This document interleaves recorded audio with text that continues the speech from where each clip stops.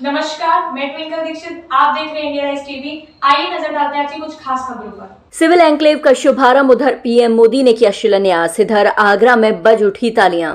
Kheria airport के civil enclave का आज प्रधानमंत्री नरेंद्र मोदी ने वाराणसी से वर्चुअल शिलान्यास किया। शिलान्यास होते ही आगरा स्थित समारोह स्थल पर मौजूद जनप्रतिनिधियों और गणमान्य लोगों के चेहरे खिल उठे। पूरा पंडाल तालियों की गड़गड़ाहट से गूंज उठा। खेरिया सिविल एयरपोर्ट के सिविल एन्क्लेव के शिलान्यास समारोह में बोलते सांसद राजकुमार चाहर। मंचस्थ हैं केंद्रीय मंत्री एसपी सिंह बघेल, मंत्री योगेंद्र उपाध्याय, राज्य महिला आयोग की अध्यक्ष बबीता चौहान, विधायक पुरुषोत्तम खंडेलवाल एवं अन्य। आगरा में लंबे समय से अंतर्राष्ट्रीय एयरपोर्ट की मांग चली आ रही थी। तकनीकी बाधाओं की वजह से एयरपोर्ट तो नहीं, पर सिविल एन्क्लेव के निर्माण से आगरा को बड़ी राहत जरूर मिलेगी। आने वाले दिनों में आगरा से उड़ानों में बढ़ोतरी हो जाएगी। निर्माणाधीन सिविल एन्क्लेव के मैदान पर शिलान्यास समारोह स्थल पर बने भव्य पंडाल के मंच पर केंद्रीय राज्य मंत्री प्रोफेसर एसपी सिंह बघेल, प्रदेश के कैबिनेट मंत्री योगेंद्र उपाध्याय, राज्य मंत्री धर्मवीर प्रजापति, राज्य महिला आयोग की अध्यक्ष बबीता चौहान, विधायक पुरुषोत्तम खंडेलवाल, धर्मपाल सिंह, छोटेलाल वर्मा व भाजपा के प्रदेश महामंत्री राम प्रताप सिंह चौहान आदि मौजूद थे। प्रधानमंत्री मोदी द्वारा शिलान्यास किए जाने से पहले मंचस्थ नेताओं ने जन समुदाय को संबोधित किया। संबोधन में सभी ने आगरा को सिविल एन्क्लेव देने के लिए पीएम मोदी और सीएम योगी का आभार जताया। समारोह स्थल पर हर्ष का माहौल देखने को मिल रहा था। आगरा की बहुत पुरानी मांग जो पूरी हो रही थी। बता दें कि सिविल एन्क्लेव आगरा जगनी रोड पर धनौली के पास 3 गांवों की जमीन पर बनाया जा रहा है, जिसका आज शिलान्यास हो गया है और जनवरी 2025 से इसका निर्माण कार्य शुरू हो जाएगा और वर्ष 2027 तक बनकर तैयार हो जाएगा। इसके बाद आगरा कई और शहरों से हवाई मार्ग से जुड़ जाएगा। अभी आगरा से मुंबई, जयपुर, लखनऊ, भोपाल, अहमदाबाद, हैदराबाद, बेंगलुरु आदि शहरों के लिए उड़ानें हैं। ये उड़ानें भी नियमित नहीं हैं। सिविल एन्क्लेव बनने के बाद देश के दूसरे बड़े शहरों के लिए भी आगरा से उड़ानें शुरू हो सकेंगी। India rise TV news channel Agra से क्राइम रिपोर्टर अजीम भारतीय की रिपोर्ट। आदित्यनाथ जी इस कार्यक्रम में टेक्नोलॉजी के माध्यम से जुड़े अन्य राज्यों के सम्मानित गवर्नर, मुख्यमंत्रीगण, केंद्रीय मंत्रिमंडल के मेरे साथी श्री नायडू जी, टेक्नोलॉजी के माध्यम से जुड़े केंद्र में मंत्रिमंडल। मेरा सौभाग्य है कि मेरा संसदीय क्षेत्र में सिविल एयरपोर्ट का शिलान्यास हुआ है। मेरे क्षेत्र धनौली, बलेरा, अभयपुरा, नगला, रेवती और ये जो आसपास के गांव हैं, इन गाँव की जो ज़मीनें किसानों की गई हैं, तो ज़मीनें जब गई, अधिग्रहण किया गया, तो वो आज समय भी आ गया, नहीं तो यहाँ वीराना सा नज़र आता था।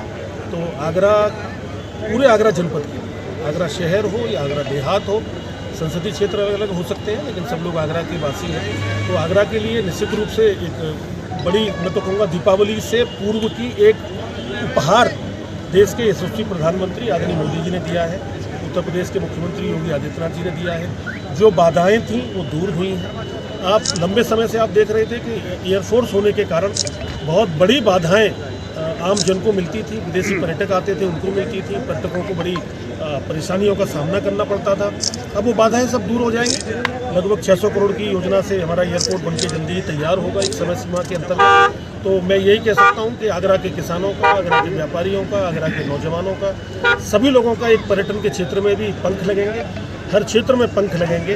और आगरा के लिए भी अगर आप बात करें तो मैं समझता हूँ पहले आगरा का जो दिल्ली रोड था वो बहुत डेवलप उसका शुरू में हुआ।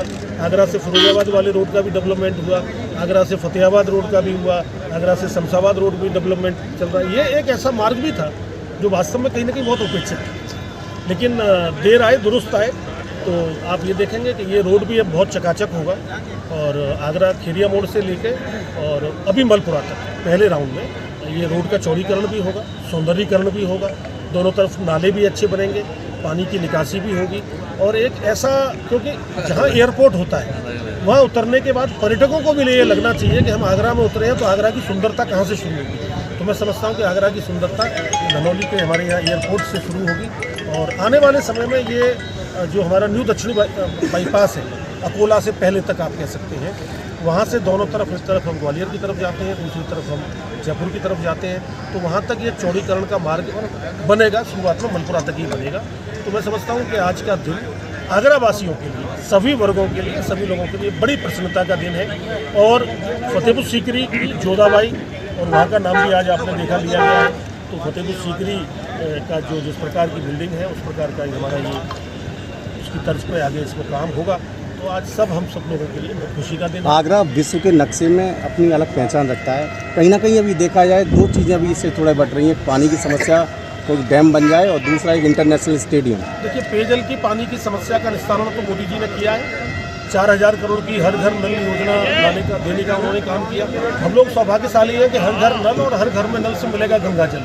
तो मुझे लगता है 1-1.25 वर्ष के अंदर पानी की बजाय हम लोग गंगा जल पिएंगे। मैं समझता हूँ कि ये आगरा और मथुरा का सौभाग्य है। बाकी प्रदेश में तो जल आएगा, हमारे यहाँ गंगा जल सबको मिलेगा।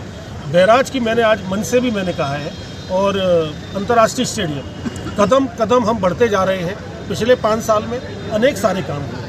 अगर मैं अपने संसदीय क्षेत्र की भी बात करूं आगरा में, तो आलू का अंतर्राष्ट्रीय केंद्र, अनुसंधान केंद्र आगरा को मिला है, जो पूरी एशिया में अकेला आया, भारत में अकेला आया। वो हमारे सिंगना में उसका शुरुआत होने जा रही है, उसका भी जल्दी शिलान्यास भी होगा। एयरपोर्ट हमारा आ गया है, हमारे यहाँ कॉलेजेस, ITI, मिनी स्टेडियम ये बने हैं पिछले दिनों।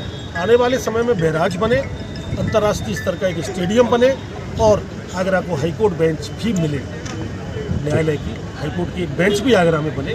अब निरंतर इस पर हम लोग काम करेंगे, मिलकर सभी जनप्रतिनिधियों को साथ लेके, माननीय मुख्यमंत्री जी से, माननीय प्रधानमंत्री जी से। मुझे पूरी उम्मीद है कि आने वाले समय में आगरा के सांसद होने के नाते मैं निजी तौर से देश के प्रधानमंत्री का धन्यवाद देना चाहूँगा कि लगभग 500-600 करोड़ रुपए निर्गत किए हैं। उत्तर प्रदेश के मुख्यमंत्री का धन्यवाद देना चाहूँगा कि दिल्ली प्रशासन के द्वारा जमीन एक्वायर की है 150 एकड़। इसके अलावा मुआवजा दे दिया, कोई कोर्ट पर मिल गया है। किसानों को धन्यवाद देना चाहूँगा कि कोई हाईकोर्ट इसको लेने का काम है।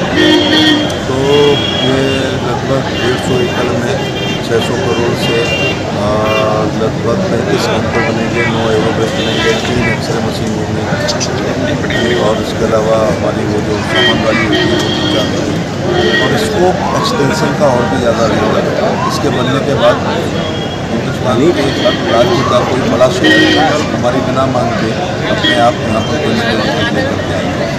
यात्री आएगा तो रात को रुकेगा, शॉपिंग करेगा, रुकेगा, तो पर्यटन को बढ़ावा मिलेगा और आगरा की अर्थव्यवस्था में खुदा होगा। मेरे जीवन में मैंने अपने 7 कार्यकाल में बहुत विकास किया है, लेकिन इसको मैं नंबर 1 पर दूँगा। इसके लिए एक दूरगामी परिणाम सकारात्मक वाली है। इसके साथ साथ में अगर बात करें और भी चीज़ों की ज़रूरत है आगरा को, आप लगातार प्रयासरत हैं, और क्या मेरी ज़िंदगी एक मुसलसल सफ़र है। मंजिल पे पहुंचा तो मंजिल बढ़ा दी, तो अगली मंजिल हमारी है अंतर्राष्ट्रीय स्टेडियम, और इसके साथ साथ आगरा के लिए अच्छा बैराज, जिससे रिवर फ्रंट अच्छा हो, पर्यटन बढ़े, वाटर लेवल ऊपर हो, किसानों को सुविधा हो, और पानी का। आगे ताजा खबरों से जुड़े रहने के लिए हमारे चैनल को सब्सक्राइब, लाइक, बेल आइकन दबाना ना भूलें। धन्यवाद।